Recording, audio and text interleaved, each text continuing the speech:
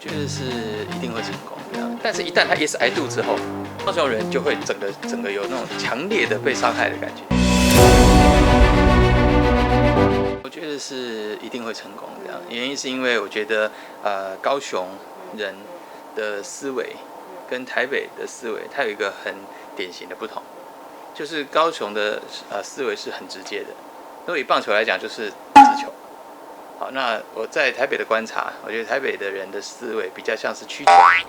好，他可能会去欣赏变化球的球路，各式各样的变化球，但是高雄人就只有欣赏一种球路，就是直球对决这样子。那直球对决的意思是什么呢？譬如说，过去民进党执政的比较久，那大家可能会觉得说，等待经济的活水，虽然我们有一套我们的论述，认为你要从基础建设然后转型，已经等待桃花源就要来了，可是大家会觉得等不及。他们想要换党换人做看看，要支持韩国瑜。那当时的这种信念，这个直球下去，任何的拜托，台语叫做狗夹啦，然后我们套交情，说过去那么久的大家的跟民进党的感情，甚至论述说民进党即将就可以带来的什么好处，提出各种的论证都没有用。但是，一旦他 Yes I do 之后，如果询问的话，我的答案是 Yes I do。高雄人就会整个有那种强烈的被伤害的感觉，相对剥夺感很强烈。你在南部，尤其是高雄，它总是过去被重北轻南的情况，有很大的一种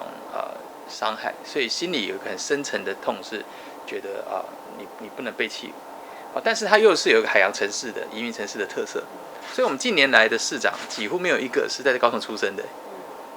对。吉迈他虽然是基隆出生，但他基本上从小就在高雄长大。好，他已经算是近年来最典型高雄长大的。好，其实这次也没有过嘛。你回溯每一个，没有一个是高雄，所以高雄人不会排斥你是外地来的。他高雄人很排斥你不专心、绕跑这样子。对，譬如同样的一个人，你如果从台北去空降到台中去选，跟同样高雄的人跑掉去台北，那个完全不同。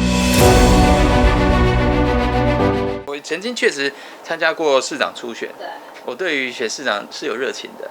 但是问题是，我觉得有两个原因。第一个，当时我跟陈其迈等人初选，那最后我们落败嘛，那就代表的市民其实是对他有期待的。好，那我认为在民进党的特色就是这样，竞争的时候很努力竞争，那竞争结果出炉就尊重那个民主的结果，那这一点没有变化嘛，这是第一个。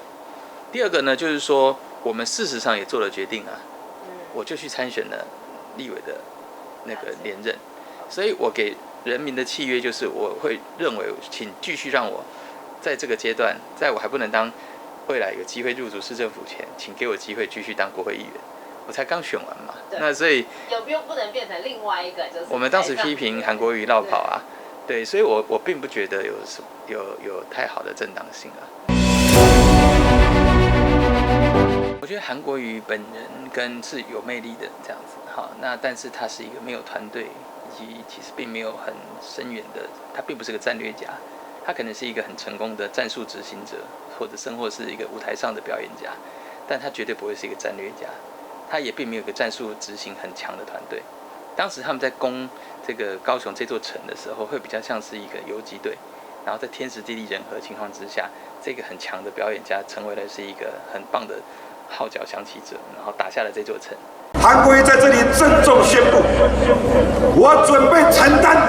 任何重要职务，为了中华民国不惜粉身碎骨。可是他并没有治理的能力，也常常做错误的战略、错误的判断，比如像选总统。回到这个问题，就因此他并没有办法有战略去思考，到底是要鸽派还是鹰派，要强还是硬，所以就忽强忽硬、忽软忽强这样，忽弱忽强，然后所以呢，把他所有的那种战略跟战术的筹码全玩光光了。所以他现在我认为是一种宁可坐以待毙，不如我就跟你就像彗星一样